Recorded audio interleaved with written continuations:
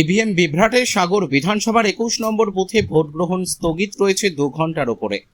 সাগর বিধানসভার মুড়িগঙ্গা 2 নম্বর গ্রাম পঞ্চায়েত এলাকার অন্তর্গত একটি ভোট কেন্দ্রে যান্ত্রিক গোলযোগের জেরে দীর্ঘক্ষণ ভোট গ্রহণ প্রক্রিয়া বন্ধ থাকায় উত্তেজনা ছড়িয়েছে। আজ সকাল থেকেই কোম্পানি ছাড় মহেশ্বরী হাই স্কুলের 21 নম্বর বুথে স্বাভাবিক ছন্দেই ভোট গ্রহণ চলছিল। তবে বেলা 12টা নাগাদ হঠাৎ করে ভোটদানের প্রধান যন্ত্র অর্থাৎ ইভিএম মেশিনে যান্ত্রিক ত্রুটি দেখা দেয়। এর ফলে ভোট গ্রহণ প্রক্রিয়া তাৎক্ষণিকভাবে থমকে যায়। ঘটনার 1 ঘন্টার বেশি সময় অতিক্রান্ত হয়ে গেলেও নতুন করে ভোট গ্রহণ শুরু করা সম্ভব হয়নি। দীর্ঘক্ষণ লাইনে দাঁড়িয়ে থাকা ভোটারদের মধ্যে চরম ক্ষোভ ও বিরক্তি দেখা দিয়েছে। তীব্র দাবদাহের মধ্যে ভোট দিতে এসে এই বিলম্ব নিয়ে প্রশাসনের ভূমিকা নিয়ে প্রশ্ন তুলেছেন সাধারণ মানুষ।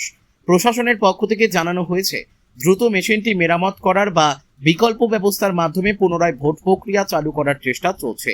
পরিস্থিতি নিয়ন্ত্রণে রাখতে বুথ চত্বরে পুলিশ ও কেন্দ্রীয় বাহিনী মোতায়েন করা হয়েছে।